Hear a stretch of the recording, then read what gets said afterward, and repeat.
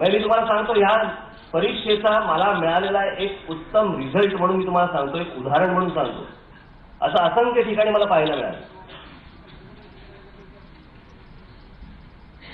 पक्ष स्थापनेपासूनचा आपला एक शाखाध्यक्ष,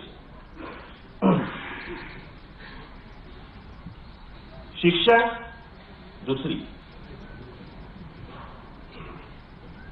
परीक्षेत मार्क 100पैकी 96.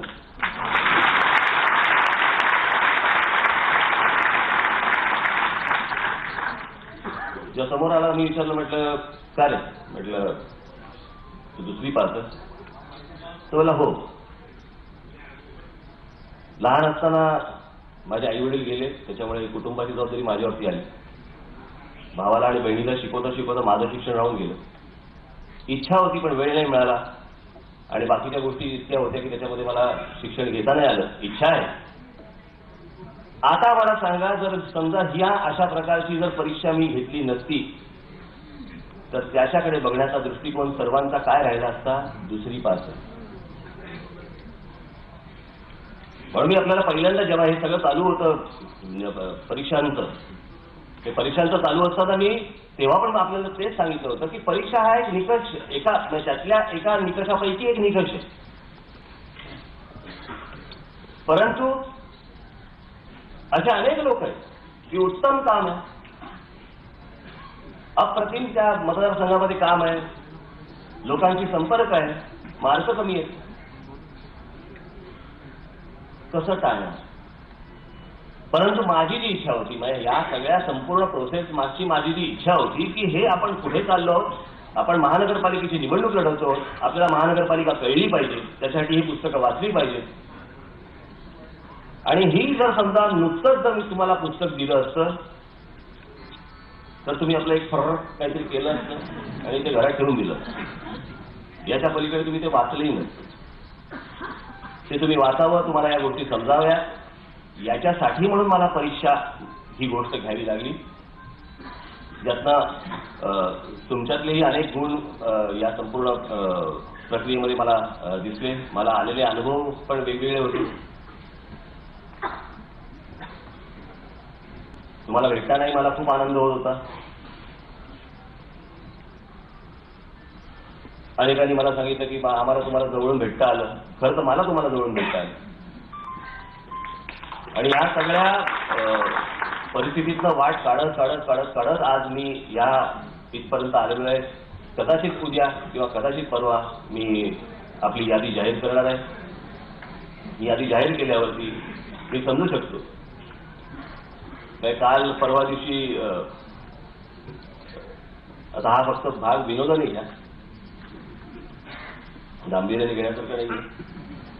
परंतु प्रतिक्रिया काय असतात? मला परवा दिवशी ज्यावेळेला आपल्या घरी सगळ्यांना तुम्हाला बोलवलं होतं त्यावेळेला काही पत्रकार आपले मित्र हे बाहेर उभे होते. मला त्याची भावना आवडली.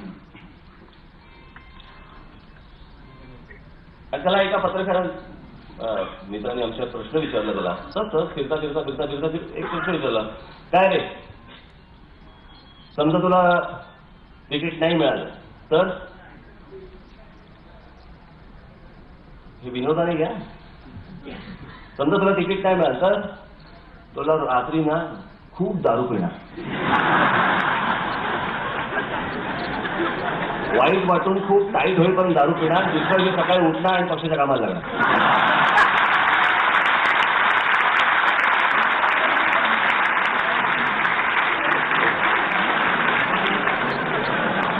हो, हा आदेश नाही.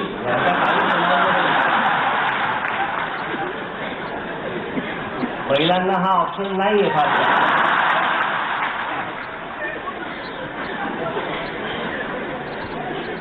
परंतु प्रतिक्रिया या येतात वेगवेगळ्या मला जे काय ऐकायला मिळतात. मला अजूनही आठवते, मला असे खूप प्रसंग आहेत. मला मी लिहून ठेवले. कुठला काय तुम्ही सांगणार नाही आता. पण एक जण आला, म्हटलं बोलत होतो, म्हटलं घरी कोण कोण आलं? आता कसं असतं ते इंटरव्ह्यूला आल्यानंतर थोडंसं विसरतात, सगळं सगळं मला मान्य आहे. काय त्याच्याबद्दल नाही. मग ह्या तंतरलेल्या चैत्रबनात मी खूप वेळा गेलेलो आहे शाळेत असताना. म्हटलं काय घरी कोण कोण असतं? आई, वडील, बायको आणि मुलगी. म्हटलं बरं, मी वाचलं.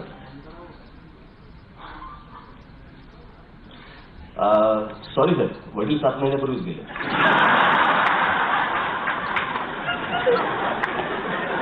मी त्याला म्हटलं अरे तू घाबरू नको, जे काय मी प्रश्न विचारतो ते नॉर्मल उत्तर दे, त्यातलं काळजी करायचं काही कारण नाही. एवढं ती सगळं विसरायची आवश्यकता नाही ना. सगळे जण बसले असताना सगळे असे एकदा आले समोर बसले. आता मी सगळ्यांकडे असं लाईनीत बघत होतो. सगळ्यांकडे असं बघत असताना मी एकाला म्हटलं असं केलं तर त्याने त्यालाही नाही कळलं, त्यालाही नाही कळलं, काहीच नाही.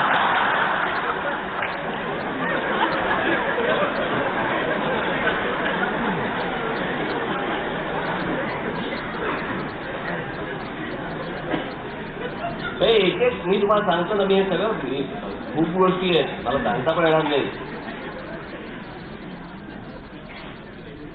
एक कोणी भगिनी आल्या उमेदवारीसाठी. मी त्यांना म्हटलं ताई नाव काय? दीपाची मिसेस.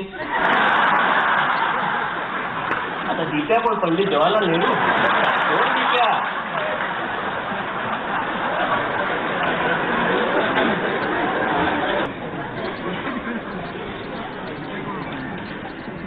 तुम्हाला सांगतो ना, हे सगळं करत असताना आता मला शेवटी इतकं ते डोक्याचा भुसा व्हायचा की याच्यामध्ये मध्ये हिंदी चित्रपटात जशी गाणी येतात ना तसं माझ्यासाठी हे रिलीफ होते थोडी मध्ये. एक जण तो परवा दिवशी घरी आला होता. एक जण मला माहिती आहे, मी तुम्ही आता बघितलं असेल आपल्या ती दरवाजे आपल्या खिडक्या हॉलमधल्या, त्याच्या मागून आला.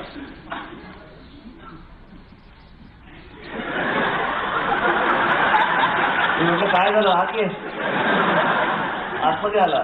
उमेदवारांपैकी नाही, दुसरा एक माणूस सांगतोय ना मला लांबून. म्हटलं काय झालं आतमध्ये? तर बेटी की शादी आहे, जरूर आना. हे काय सांगतोय मला तू?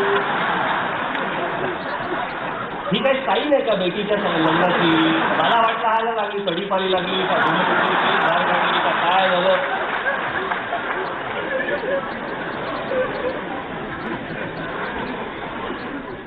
कोणते सिग्नल द्यायचे, कसे द्यायचे, काय करायचं? बरं मी काय बोटीवर कामाला आहे का?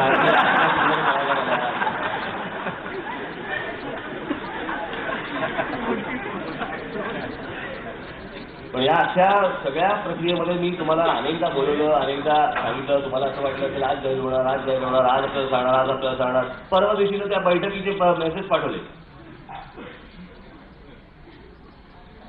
बोललो ना घरी तशी, त्याचं काही रडायला झालं. त्याला मिळतं, त्याला मला मिळालं. अरे ये आपल्या आता छोटे आहे ना, आणि काय सगळ्या गोष्टी ये 5 मिनिटात येईल. त्याला वाटलं कन्फर्म, याला बोलवलं म्हणजे कन्फर्म.